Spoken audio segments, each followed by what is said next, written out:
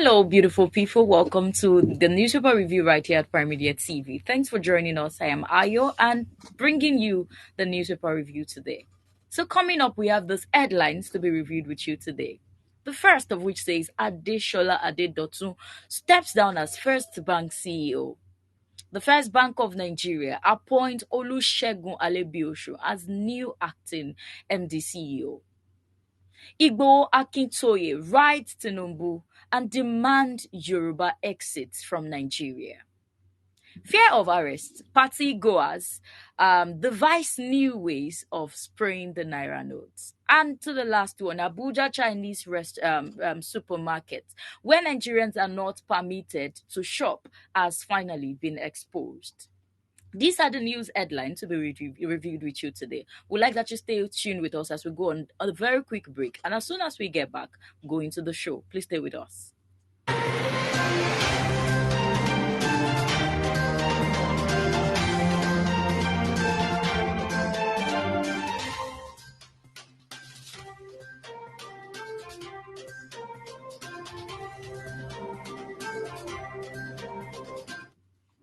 Welcome back to the show. So let's take a look at the first headline. Adeshola Adedotun steps down as First Bank CEO. Let's see the news in details. Adeshola Adedotun, Managing Director of Chief and Chief Executive Officer, CEO of First Bank of Nigeria Limited, has resigned from his position. According to a letter addressed to Tunde Azan Odukale, the bank's board chairman, Adedotun's tenure, ought to elapse on December 31st, 2024. However, he voluntarily decided to step down on April 20th. As you are aware, I quote, my contract would be expiring on 31st December 2024. After which I would no longer be eligible for payment.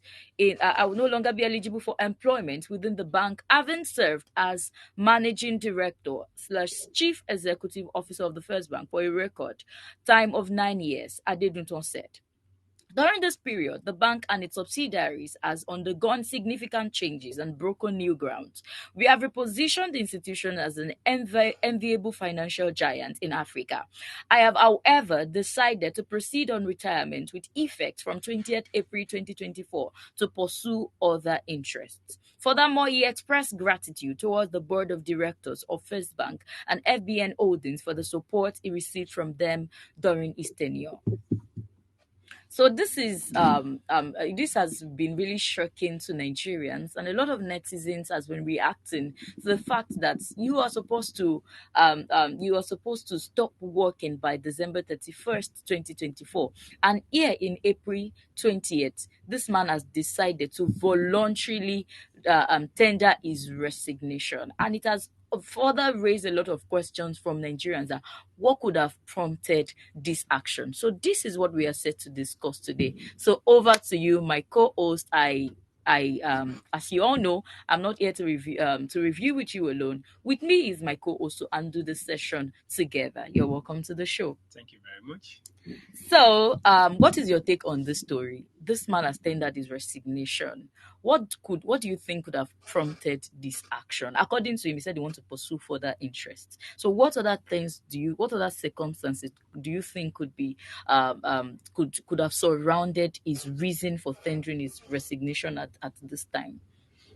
Well, it is. I would say it's better to end whatever you are doing gloriously, even if it takes cutting it short, than having to wait for some time and and receive some negative tags. Just like he has stated, he has other things to pursue, and I believe I don't want to say he's under any pressure, because if there should be pressure, it shouldn't be. 31st December is almost at the corner. Oh, exactly. So it shouldn't be. And considering the salary, the remuneration working as is the CEO of the organization. So I want to believe, even as that, there are still some other opportunity that may be way bigger than what he's getting from there. So I don't want to go by what some people are saying. When things happen like this, people will surely say something Just like some netizens are already saying, is maybe he's trying to cover up some shit and all that. That might not be the actual reason, because a man of his caliber is a man of big vision. Yeah. You know, he didn't just get himself to that position by being a mere man. You know, so I want to believe that all this while he has been there, he must have been pursuing something bigger than where he is. No matter where we find ourselves, there is always a better place. Yeah, exactly. You know, so possibly he has seen himself, and maybe I'm sure whatever he is pursuing, he has begun the process long ago. And maybe the thing will not permit him to function as the CEO, and I just believe it's for something that is better than what he's doing at the moment. All right, so I don't want to give any negative, you know, thinking to what must have prompted his decision. If he said he's going to pursue a higher interest, to me, I believe is something worth it. Whatever that must have made him to vacate that seat, because calculate what he stands to earn for how many months he left is something huge. But I know that what he is pursuing must be something more huge than what he has currently living. Okay, considering the fact that this man has been the CEO since 2016, and like I said earlier, considering the remuneration, I mean, he has 8 months to go. I'm sure a bank CEO cannot be earning 500K. No. He cannot definitely be earning a million naira. Not at all. That is too small. And calculating that money on his behalf, imagining that he's earning so huge as much or as small as 10 million naira or thereabout monthly. Because if our politicians can be earning around that amount quarterly, what do you expect of someone working in an organization that has been on for that long? And considering that he has just 8 months to go, I'm just wondering if truly he doesn't have anything, any cockroach in his cupboard he has eaten, he could have just waited for the 8 months. And like you have rightly said, it could also be that he has something worth pursuing, but he could have just waited, to prevent people from saying things. Because the moment I saw the story, the first thing that came to my mind, and that was the first comment I actually read from the story, the person said, oh, they have embezzled money again, they are running. They were like, EFCC should probe that, CBN should start probing that man and all of that. I was like, what if that is it? So he could have just waited for his time. Now I want to liken his case to our leaders. Like you have said again, that it may be that he has something better he's pursuing, or maybe he was thinking that let me leave it for someone else to handle, someone who can handle it better, someone who I can see that no, this person can do it, has more capacity, more capacity and energy to do this thing. And likening it to our political sector, even though this is not about politics, in a state recently, we're made to understand that the deputy governor of that state, the deputy governor of that state was and how am I going to put it? He was enthroned, or he was asked to withdraw and all of that. And after that withdrawal, a lot of views came up online that the reason why he was asked to withdraw, the reason why he was asked to resign was actually because he wasn't going by the orders, he hasn't been following rules and all of that.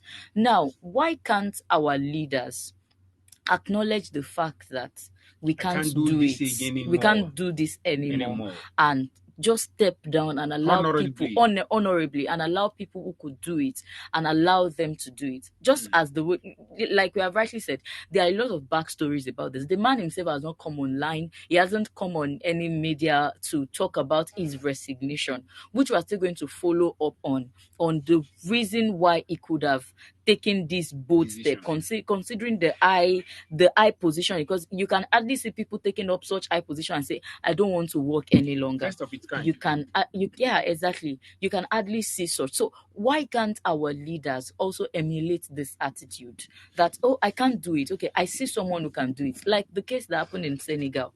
The one who was supposed to be contesting, he was accused of abusing someone who came to massage him in his house. And when he saw that he couldn't do it, he has trained someone who could do it. And he further said, okay, since I cannot do it, I'm currently battling with a court case. Let the one I have trained go ahead and do it. And we can see the victory the Senegalese people are currently celebrating. Why? Because somebody stepped down for another person to rule. And by the time this person started ruling, by the time Diomaye started ruling, he appointed his mentor, the one who could not do it. He appointed him as a prime minister. So why do you think it is becoming difficult for our leaders to emulate this attitude? Oh, you see, first of all, I would like to answer to one of your comments about why couldn't he wait till his due time? And I would like to ask a question to that regard. Assuming you have been processing to travel abroad, you don't start immediately and get it ready immediately. And while the moment you start, you don't quit what you are doing just because maybe a visa that will be ready in like 2 months' time. You now resign and say, because I want to travel abroad. What if you are denied visa? So you still have to continue what you're doing until when it is almost time. Yeah. And now, if, for example, I'm using that as an example that, for example, you want to travel out, you are processing it, and you are working in a bank. Of course, you need money for the processing and all that. And maybe you are to travel, you are planning that, okay, in 4 months' time, that you are going to resign. And before, maybe in 2 months' time, your visa is out and you are ready to travel out. Will you still wait till 4 months' time before you resign? No, not You are at not all. going to wait because what you are pursuing out there is far better than what you have here.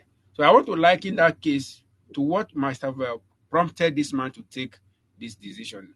It may be that what he is pursuing is higher than the occupation. The position is a big one, but I'm sure there are things bigger than it. All right. And secondly, if he embezzles money, even after resigning, after his tenure, he can still be proved. Yeah. They can still go after him.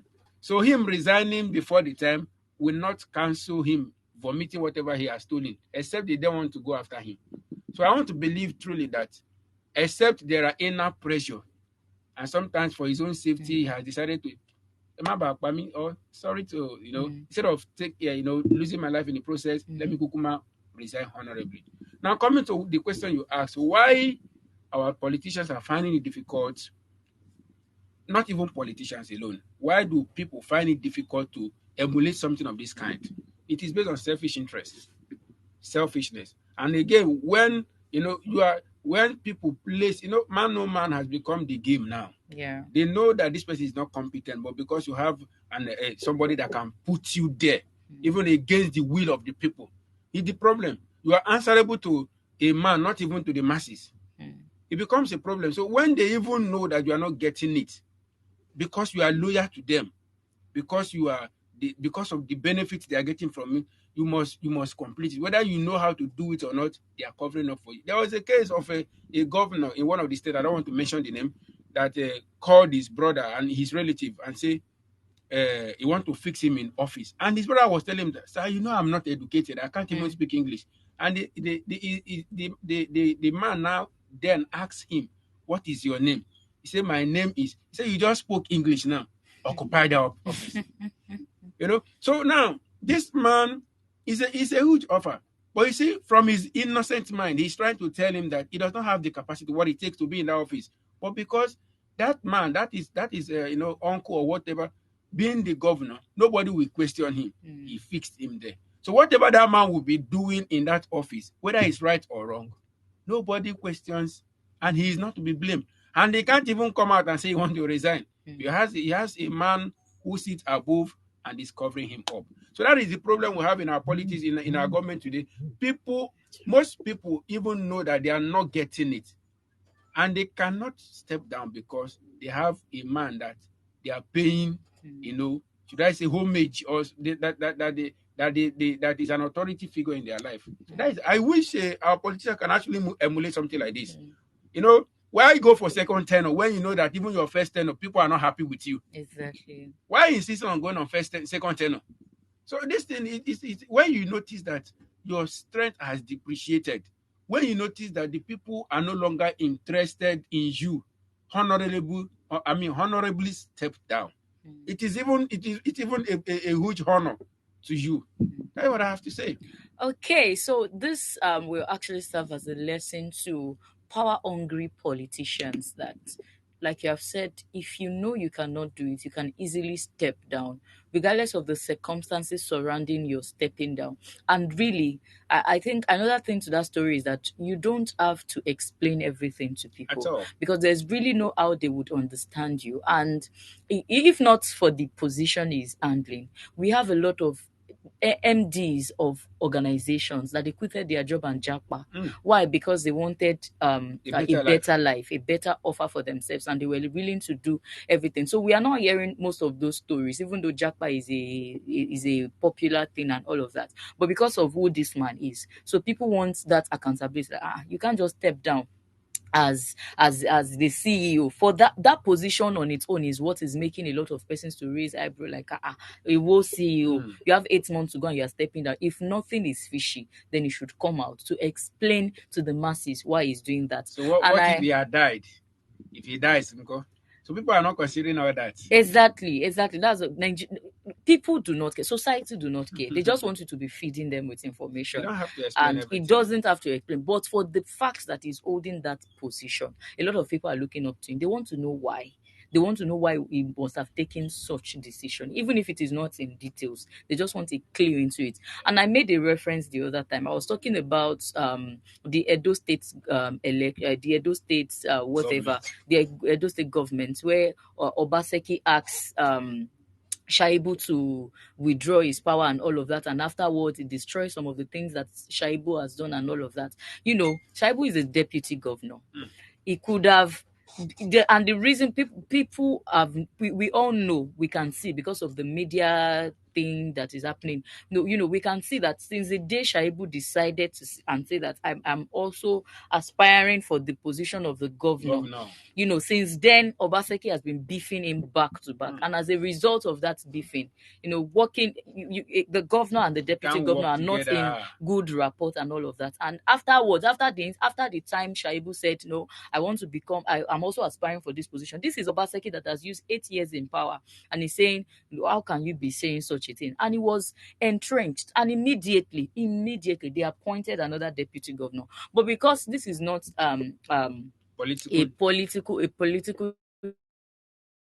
I just want to clarify, because I said I forgot the name of Of the the state. state the other time. So for clarification's sake, so I've clarified that. So moving on to the next story.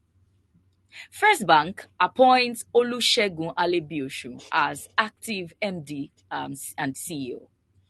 Let's see the news in details. First Bank of Nigeria has appointed Olusegun Alebiosun as its acting managing director with effect from April 2024. The bank stated this in a release signed by its acting company secretary Adewale Arogundade. Alebiosun takes from Adeshola Adedunton, who gave up the role abruptly on Saturday, even though he was due to complete his tenure in December 2024. The release stated that following the resignation of the managing director slash CEO of First Bank, Dr. Adeshola Adedunton, the board of directors has appointed Olusegun Alebiosun as the acting CEO of the 130-year-old institution. The appointment takes effect immediately as is subject to the approval of the Central Bank of Nigeria. So I'm just likening this case to when we lost Wigwe, the CEO of Access Bank. Immediately they appointed one Mrs. Olufunke as the new CEO, as a replacement. Days is it up to 48 hours? Almost immediately she was appointed, and I'm just trying to learn a whole lot of lessons that nothing goes forever. Nothing goes forever. I just feel like, for the fact that this man has served the organization, for the fact that he has worked with them, he has added value to the organization, why why it is just as if they are waiting for him to tender his To tender resignation, his and immediately they have a like he resigned on replacement. the 20th, and today is Today is just 20, 23rd, 23rd. Is it 23rd or 22nd? 22nd. Today Is is it 22nd, and there's already 22nd? Yeah, a replacement. yeah, Someone that is supposed to, someone's tenure is supposed to expire, by let's say in December. 8 months time. Yeah. At least, even if they are making provision for replacement for someone else, I think maybe when it maybe 2 months at a time or 4 months at a time. But it's not as if it's a planned thing and they already have installed a replacement. You see, we really need to learn certain things. Those of us occupying some position in some high places. Something played out the day the former CEO of Access Bank was brought. His body was brought to Nigeria. I think it was on a Friday. It was that the day his body arrived in Nigeria on a Friday, and I tell you, First Bank operated that day. Of course. All over, not even whether both branches. Access Bank. They all, Access Bank. Sorry, they operated. Let's assume he was buried on a Monday. They will operate. So sometimes we occupy some position, some office, and we feel like we are too important to be replaced. It's a lie. We need to understand that in life, nothing lasts forever.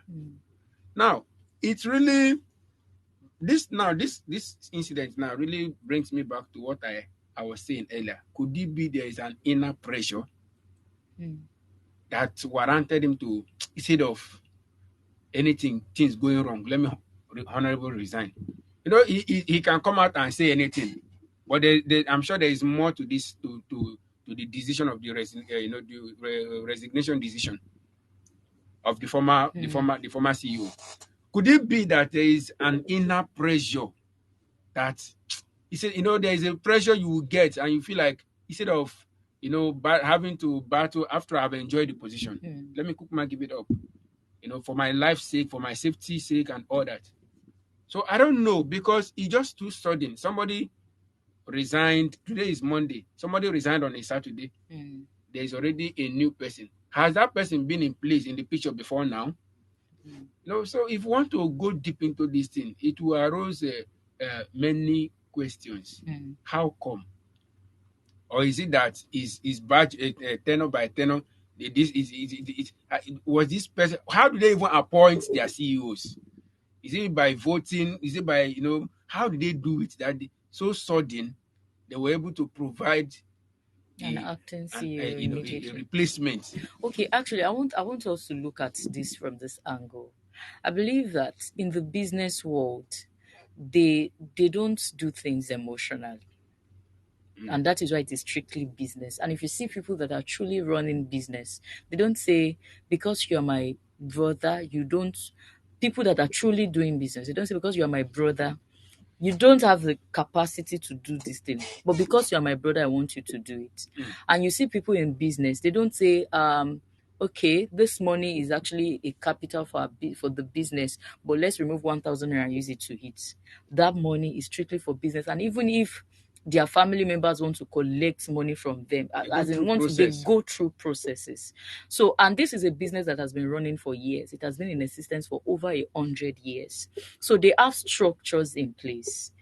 Business cannot go on standstill because they lost someone, and it cannot go on standstill because someone decided to resign. You see that when Abatwigwe died, on that Friday, business was still ongoing.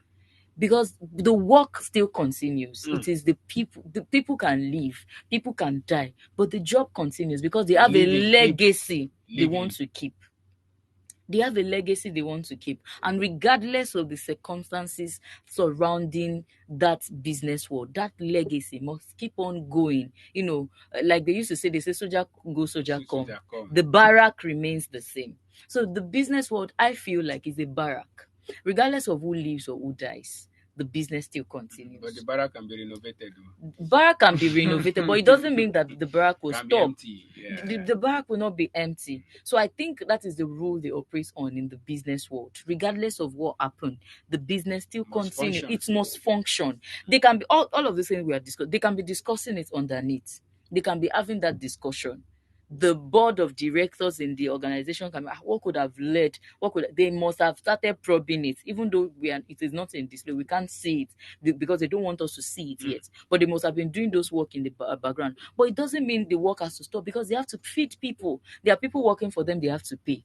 And if the organization shuts down in a day, they know what they stand to lose. Do you know that in this Tinubu economics, somebody said it is not in Nigeria economics, in this Tinubu economics, do you know that the sectors that are currently making waves and making profit is the banking sector? Sure.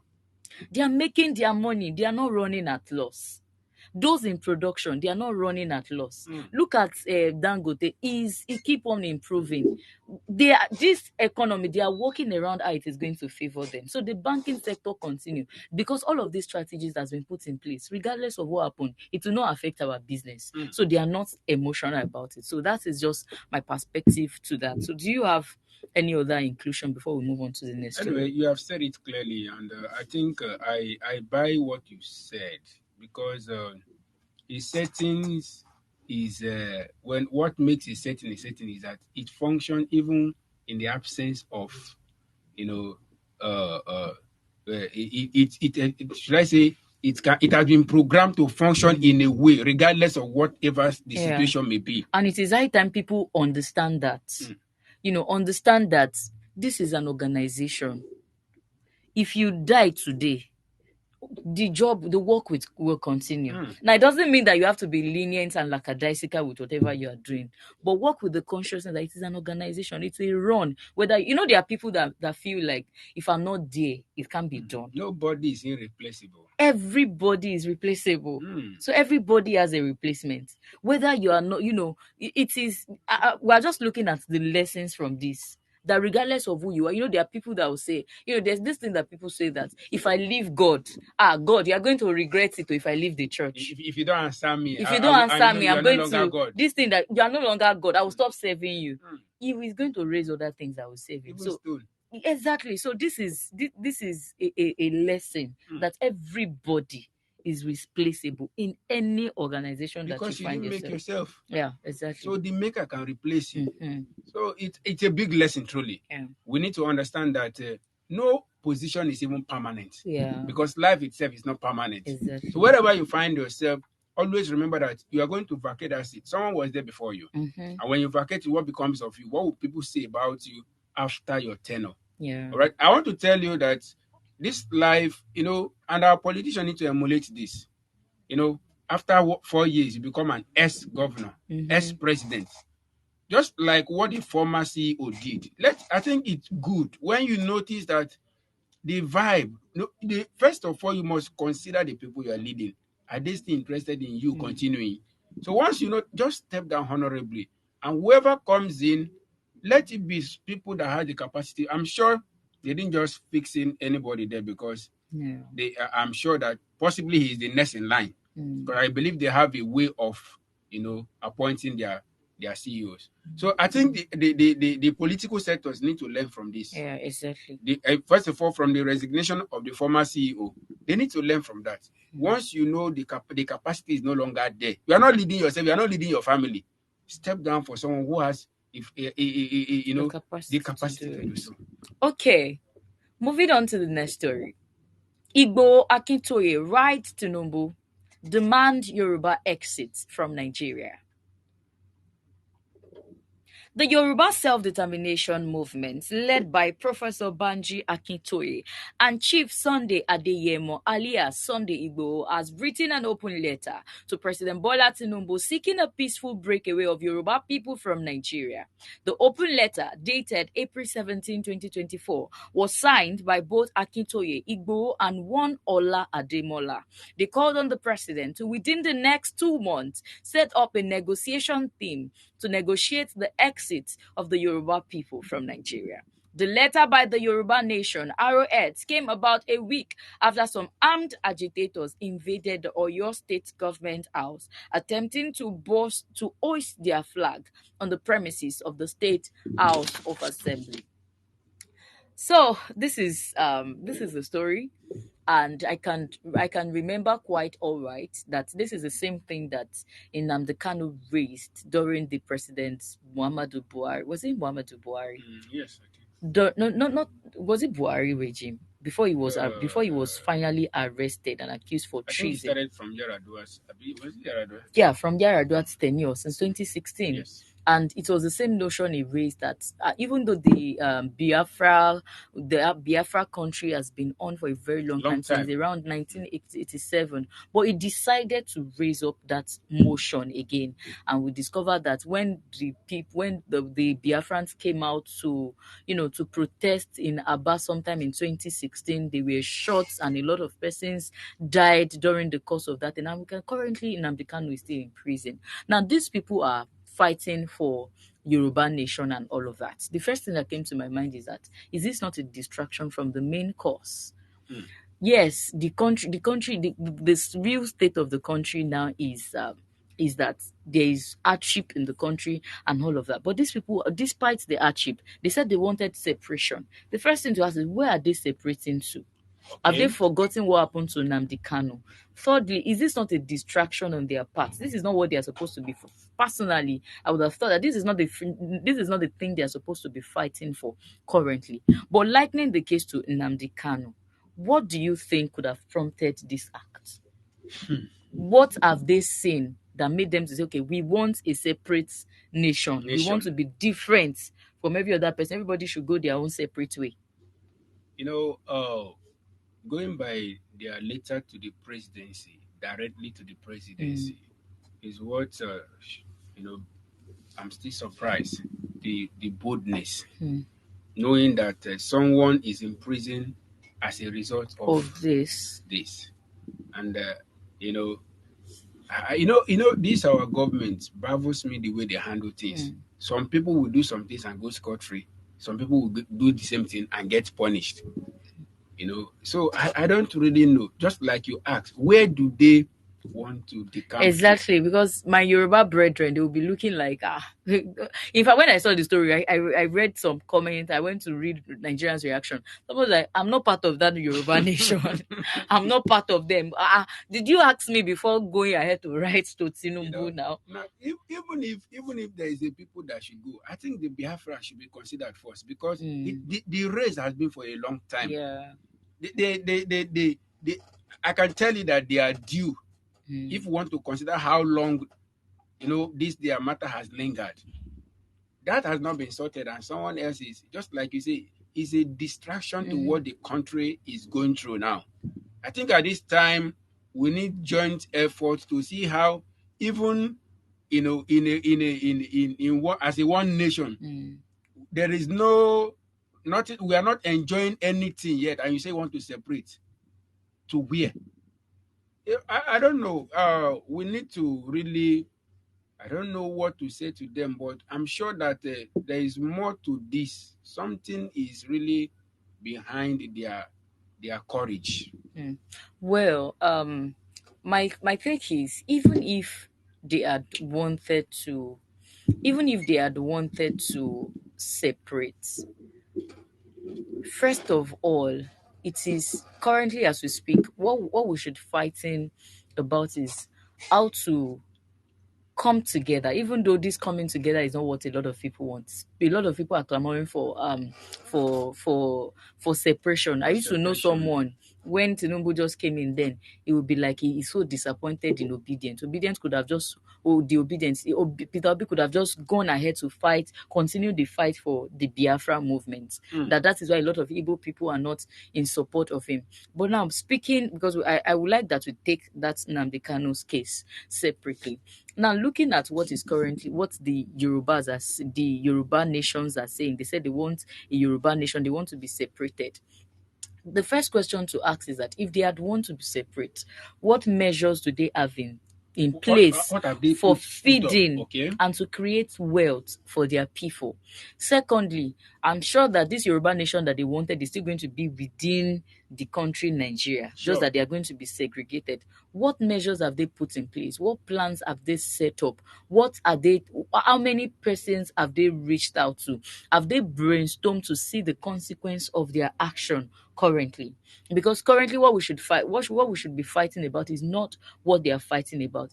Because and another thing to look at is that what if this is actually a plot against 2027 election? Mm. You know, we can see vividly that Peter Obi is not looking towards Labour Party. Peter Obi is looking towards obedience movement, and Yes. he's fighting for that cause, building that team so well that it will, even as it is going, it will it will get to a point that you have to register to become an obedient. As a matter of fact, the obedient movement is not a tribal movement. Exactly. That's the point, because you have a lot of tribes under the obedience movement. What if this is a ploy to say, okay, obedience is carrying his own movement. Let's also have our own Yoruba movement. Yoruba nation. Yoruba nation. So by the time when it is 2027, they must have brainwashed and talked their people to say that, okay, this is what we want. We have our own nation. We are going to bring in somebody, because there was a time that the candidates for the PDP, the 2023 election, the candidate for the PDP presidential election, the president of Atiku Abubakar, he said, let's form a coalition party. When we form a coalition party, himself and Peter Obi and one other man like that, okay, let's come together. He was the one that initiated that, actually. Let's form a coalition party, probably because of what happened in Senegal. The people came together and said, okay, if you cannot do it, you cannot do it, you cannot do it. Let's come together and bring in one person. So they all brought Sanko to say, okay, Sanko, you are the one that we want. So when there was an allegation against Sanko, Sanko said, I have trained someone who could do it. Diomaye will go and do it for us, because he was already in prison. So he has raised somebody who could do. So what if this is a plan? Okay, let's form our own coalition party. Let's bring our people together. By the time we bring our people together, we will raise our own person that will go and contest for us in the presidential election of coming 2027. What if this is the ploy? Because I'm just trying as much as possible to get the reason why they could, the audacity. To write Knowing to the the audacity to presidency. write to the presidency that, okay, this is what we want. We want separation. Knowing fully well that somebody has taken up this thing before and the person is in prison, and they now say, okay, he's our own. He's a Yoruba man like us. He won't be angry. He may give us go ahead. What if it is a ploy for the 2027 election? It's a good question. Yeah. And looking at that, what now I want to ask also is, what they did, their step, is it actually the right step according to Constitution? Is it actually the right step? We'll just wait and see the reaction of the president. Because seriously, first for some group of people went to the government house in Oyo State, to raise some dust. And I don't know what was done to them. Those ones are still in court study currently as we speak. But during the cases of Biafra movement and all that, you hear killings. You see, I don't know what our government... But the thing is that one thing I need you to understand is that there's still definitely going to be separation in this country. But not now. Because now that everybody, the Yorubas are clamoring, and like you say, what if it's a planned thing? Nothing is impossible in this our nation, because our politicians are just full of games.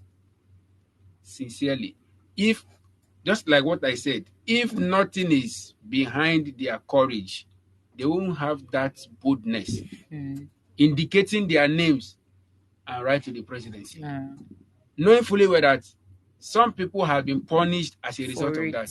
So, but we'll see where this is heading to. We'll wait and see the reaction, the response of the presidency to the later. Exactly. Then we'll know where this is heading to. Yeah. So very quickly, I would like that we have the video of the Nnamdi Kanu case that happened in 2016, because I want us to relate this. And considering that Nnamdi Kanu is in prison, Sunday Igboho raised the same cause, and Sunday Igboho was recently released. And a lot of Nigerians are coming out. If you can release Sunday Igboho, what Why stop you not from release releasing Nnamdi Nnamdi Kanu? Let's quickly have The same this. offense. Igbo people in the country's southeast. The army has shut down and denied the allegations. Well, for more on this story, let's cross to our correspondent in Abuja, Chika Odua. Chika, a very good evening to you. What more can you tell us about these very serious allegations? Well, the report that was released today by Amnesty International it's quite chilling. It's a comprehensive analysis. Even the title of the report alone says everything. It's called Nigeria, Bullets Were Raining Everywhere. And Amnesty International basically compiled evidence. They compiled videos, photographs, different accounts. They spoke to over 200 people who were on ground at many of these protests. And of course, the protests that we're referring to are supporters of Nigerians who want to create a new state called Biafra. And of course, this document, this report actually talks about how the protest escalated at several times and actually accuses the Nigerian military of leading a campaign to squash this movement, to crack down on civilian Nigerians who are demanding some sort of change. So that's really what the report is all about. It also talks about people who were killed as far as being tortured. Some people are still in detention. It also quotes a man, 26-year-old, who says that a soldier pushed him into a gutter and poured acid on him. So it's a very shocking, chilling report that Nigerian government is having to face. And tell us a bit more about the pro-Biafra movement and what is behind the recent resurgence. Well, the movement is more than 50 years old now. Of course, people from southeastern Nigeria, the Igbo people, they declared their own state in 1967. And that actually led to the Nigerian Civil War, which is also known as the Biafra War. After the war, more than 1 million people were left dead. It was a 3-year war. And after the war, the movement kind of got quiet, but it has resurged again in the past year, ever since the leader of the new movement, Mr. Nnamdi Kanu, was put in prison and charged with treason. And he's been detained in custody under the direct orders of the Nigerian president himself, Mr. Muhammadu Buhari. So his supporters, the pro-Biafrans, are angry. They want him to be released. And this is really why the movement has escalated once again. And we're seeing shocking deaths, just as the one that was reported today in Amnesty International's report. Okay, so that is it. Somebody raised the notion, and he was arrested for treason. That is, that he has betrayed his country and all of that. But on the case of Nnamdi Kanu, what do you think? Because a lot of countries are now reacting to his stories. A lot of countries, a lot of international organizations are now reacting to it. I think recently UN reacted to the wickedness they are doing to that man. That if they could release Sunday Igboho, what is wrong with releasing this man? Because these same people that came out now, they are committing the same offense as that man. Seriously? Why? Probably because it is still a fresh, incident. So that's why they are yet to be arrested. So, what is your take on the? What do you think will become of Nnamdi Kanu if he is not released? What do you think will become of the Biafran nations if this man is not released, or do you think this is actually a plan not to separate the Igbos from Nigeria? What do you think could be the circumstances surrounding separation of tribes in this country? Thank you very much. You see, I don't really know the fear of the Nigerian government. Let me put it this way. You give birth to, you have children, and they get grown to an extent and say they are no longer interested in living with you. Yeah. They want to go and form their own life. Will you hold them against their wish? Definitely. Knowing fully whether they are grown. And it's by right. It is their right. When a child grows to a certain age, he has the right to say, I want to live my own life. Will you, against such, withhold such child? It is against the law. What I can tell you that what the government is doing to Nnamdi Kanu is against the law. So even our leaders, they abuse the constitution. They don't do things in obedience, in accordance to the constitution they form themselves. Now, one thing is certain.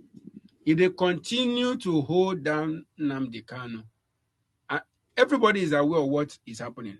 Sunday Igboho was arrested for the same cause and has been released. And after being released, he's writing to the presidency directly now. Not even that he's hiding directly. Now, and somebody else is still being held on the same cause. This thing can trigger, a clash in the nation. It can trigger after protests and, after long time protests and nothing is being done, something else can happen. Yeah. It can take a different shape. And this thing has been the reason why Nigeria keep on losing innocent souls. Yeah. Because they say when two elephants fight, the grass suffers. When there is any form of violence, some lives will go down. Exactly. So the government should really look into this thing. Why are they still holding Nnamdi Kanu captive? Why is he being held captive? Meanwhile, evidence is clear that by now he has no reason to be in detention. So now, this international body, when we talk about international body, what I think that we have, some bodies that look into the affairs like this. Yeah. Because Nnamdi Kanu's case is no longer a local affair; it's now an international issue. What are they doing to look into, to enforce, or to ensure that the right thing is done over a situation like this? So all I can say is that it's just a matter of time. I'm sure his supporters, the Biafra nations, they are not just going to keep quiet and watch this thing go on like this. It's just a matter of time and it will unfold. Exactly.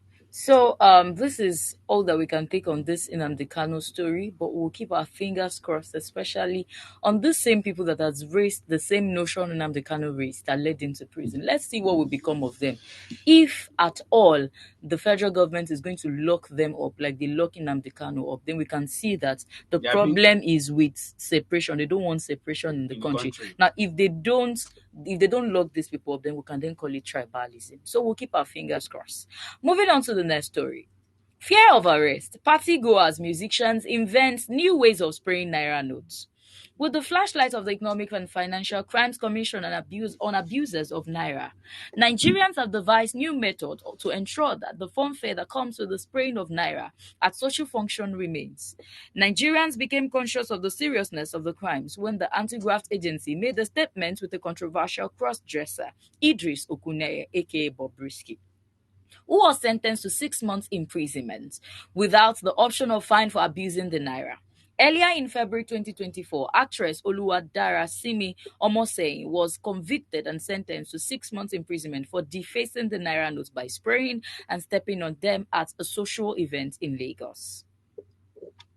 So immediately after that, we saw that one popular Cubana chief priest as well was guilty of this offense, but he pleaded not guilty and paid the sum of 10 million naira with people who could stand in as, what do they call them? Shorties for him, who had that same amount in their bank account. So we all know that spraying of naira is business for musicians in the country, and all of those musicians came together. The person of Said Oshukba and all of this top Yoruba, I think spraying of naira is related to Yorubas. Yeah. Yorubas enjoy spraying money a lot. They see it as fun. It's a fun fair for them. And these people have come together. They said, okay, fine, we cannot spray money again. That's not a problem. So they devised new, but since we can't squeeze our money, we can't spray it, we can't do money bouquet, we can't do money gun and all of that. Then I said, okay, this is what we want. That you are going to do your transfer, or you do money voucher, or you do, which other thing did they even mention? I think they mentioned money voucher, they mentioned money boxes. You can give money boxes. They mentioned transfer, and I think that is all. So how viable do you think this way? I mean, I want to spray my money so people can see me. Though I'm really not a fan of spraying money in events. But then people spray money for fun. I used to have an uncle that he will not give you money in secret. He wants to give you in the open where everybody can see. You want people to see that I gave him money. You can see, or the media can see the way I am spraying money. You know, there's a way they call you Buje Budano when you are spraying money. Now, the money, how will people see that I transferred 5 million naira? How will people see that the money inside the box is up to 10 million naira? So it is not giving the vibes. It is not giving the main vibes of all of this thing. But I don't want us to look at that first. Looking at it from the church perspective, I think there was a time that church churches has now devised ways of putting money in envelopes. Okay. But you see that people still squeeze their money inside the envelope and Sure. submit. And there are days that you want to just give a random offering. You still squeeze out your money and drop it in the offering basket. There are people that their bags now, you see that the change they collected from transport is still squeezed inside their bag. So if EFCC wants to regulate naira appreciation by saying you can't spray money in events, how do they want to regulate people who squeeze money in their Their pockets? People who squeeze money and drop inside the offering box. People who squeeze money, you still have people who put money in their singlets, in their bras, in their, like those people that do all sorts of things with the naira. So how do you think this EFCC, I think, is misplaced priority? For me, personally, misplaced priority. But if they have succeeded in regulating spraying of naira, how will they regulate the way we put money in our pockets and in our As bags? individuals. Yeah. You see, when to be frank with you, this naira regulation stuff cannot they can't really impose that on Nigerians, honestly, because the fund that comes with that spraying alone is the reason why it will be difficult to eradicate the spraying of money. Maybe is the one they see now, the one where they see on social media, and they come after now. Yeah. They can come to an event and say no videoing during spraying and all that, because now there is this joy it gives. I don't know if you have been to Igbo people events. This thing is everywhere, Sha. Yeah. There is a way musicians hail people, And your head is just swelling. Just like as we hail God and God is forced to answer us immediately. There's a way they hail people, and somebody can come out with a, there are people that love show, and this becomes should I say, a benefit to anybody having events. When you invite people, it is the reason why people call good musicians, so that they can be able to praise people, make everywhere lively, and in return you see people expressing, showing gratitude by spraying. No, to be sincere with you, they have not, except there's a new settings, because as far as I'm concerned, there is no, you can't squeeze the naira, you can't do this, you can't do that. They will just keep arresting everybody in this country, even them themselves, because even they themselves, do they want to tell me that all of the naira notes in their wallets is new naira notes? You see, I don't really know. Now, one of the things they stated as abuse of naira, you must not reject naira. So as I am now, if you give me what I don't like, I just because it's a naira note, I should accept it. Imagine those ones that has been torn and tattered, and we know we're in Lagos. We're in a place like Lagos that bus drivers will give you money that is torn. They just want to squeeze it in your hands, and so you can. And I say, okay, this money I can't collect it. It's now an offense. No. You see, is it like you rightly said? Is a misplaced priority. This is not what they should be channeling their energy. Lots of our politicians, they are looting the money meant for the development. Well, people that imagine now you make your money and you can't spend it freely again just because of some policies. Even God said if you are giving sometimes, okay, now you come to church, maybe they will have to take this policy to churches now. Yeah. Maybe people will stop giving offerings, so people have to, all these mamas will now have to be transferring as offering. This thing cannot be eradicated.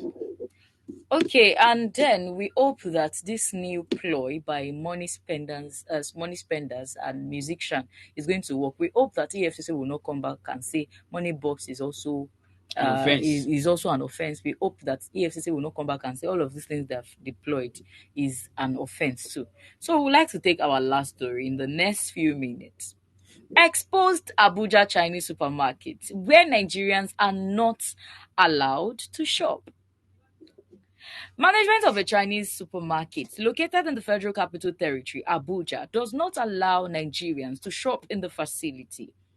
The supermarket, situated at the China General Chamber of Commerce along Umaru Musa Yaradua Road in Abuja, is acclaimed as a destination for Chinese cuisine and beverages. When our correspondents visited the supermarket to confirm the authenticity of the claim on Sunday, Security personnel at the gate confirmed that the management of the store gave the directive at the beginning of the year without giving reasons. One of the officers, who didn't wear his name tag and declined to disclose his name, said prospective shoppers who are not Chinese are turned back at the gate as directed by the management.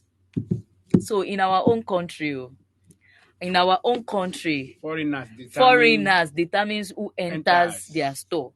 In our own country, under the watch of our government. Under the watch of our government, you can't go to Chinese to do this. As a matter of fact, even in the country's capital. That's another thing to look at.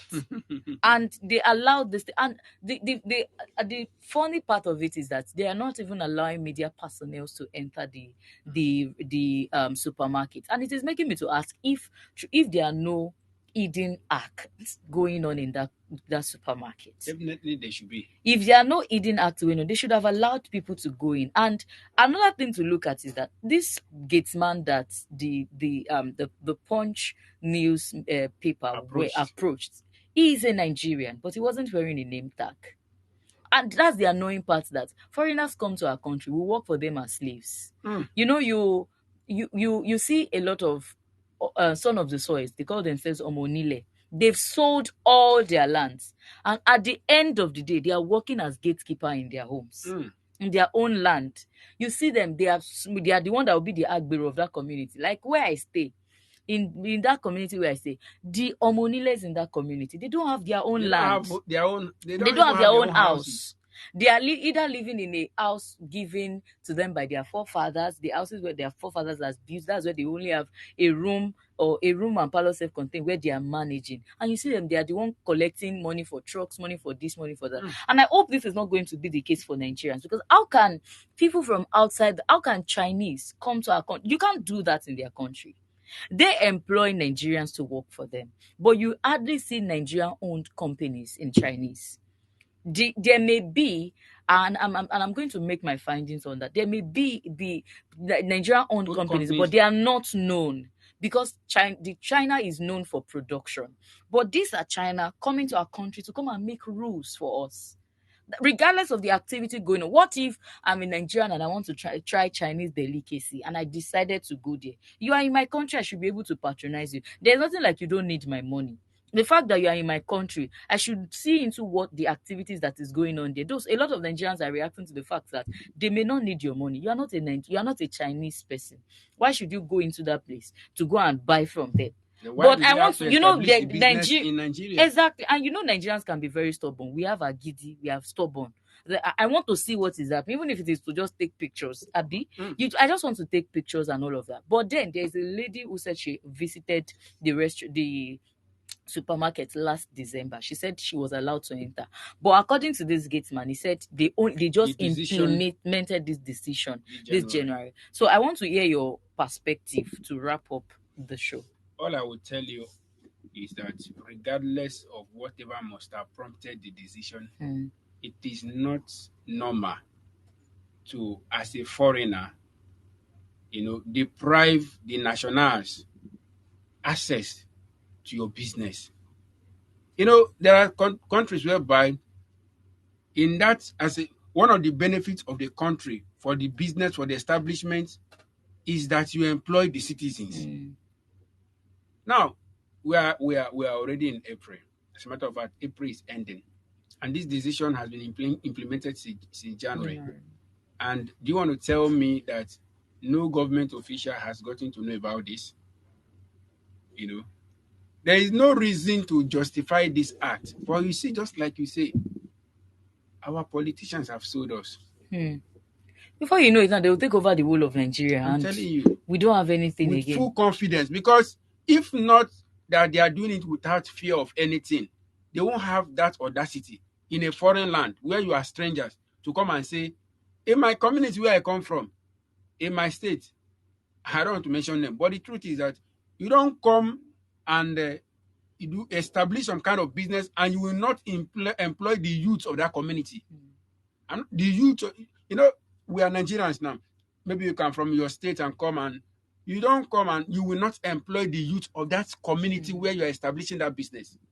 so that the community will have a way of benefiting from. Yeah. Not now you are a foreigner, you are saying you don't want Nigerians to even not to work or to even come and patronize you. So what is happening there? So I think what the government should do is they should make findings. If they don't want Nigerians to patronize them, there's something hidden that those people are doing. Who gave them the license to even operate? That is it. So they should make findings as to what activities are they doing in that, because they can't even take pictures.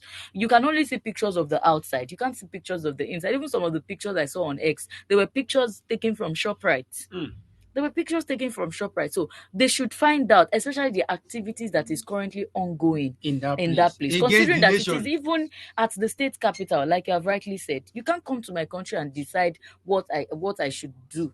I remember there used to be these Chinese markets at Skate them. They sell lace and all sorts of materials. You go in there are Chinese, there are even Nigerians working in there. Anybody can have access to it. So what make their own difference? What make it different? And this is what Mr. President is talking about, that they want foreign investors to come into our country. So why will foreign investors come and invest and be deciding for the nationals? No, that is future impossible things. It is high time that now that the store, because the supermarket has been there for a very long time. Now that it is now on the media that they are not allowing people to go inside, it is high time federal government to look into it. What are they doing inside that they don't want Nigerians to see? Know about. Because they know Nigerians will go snap and post online. And what will even make a business owner to place a regulation on who come to patronize them, knowing fully well that the more people come in, the more they money sales. You make. So if there is nothing fishery, which the government need to swim into action and find out why are they? Because to me, I see it as there's a secret they don't want Nigerians to know about. And this thing might be to, like just like Nigeria is sitting on a time bomb, even in its own land. So the government needs to look into it. Yeah, exactly. So this is all that we can take right here at Prime Media TV on the newspaper review. Before we leave the studio today, we'd like that you follow us on all our social media platforms. On Facebook, we're Prime Media TV. On Instagram and TikTok, we're Prime Media Studio. Right where you are watching us at enginespeak.com. You can as well follow us on YouTube at EngineSpeak. Thank you all for staying tuned with us. I'm Ayo. Until I come your way again, do have a great day.